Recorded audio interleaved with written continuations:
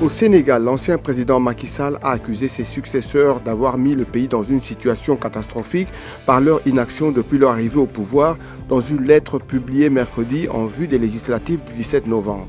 M. Sall, qui revendique d'avoir laissé un pays sur la voie de l'émergence, jusque 7 mois après, l'agriculture, la pêche, l'artisanat, le petit commerce et le bâtiment sont dans une situation catastrophique.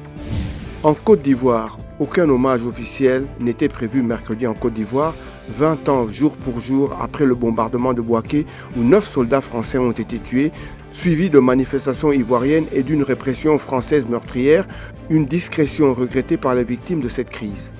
Le régime militaire du Niger a annoncé mardi de nouvelles déchéances provisoires de nationalité visant 7 responsables et proches du pouvoir civil renversés en juillet 2023 par un coup d'État.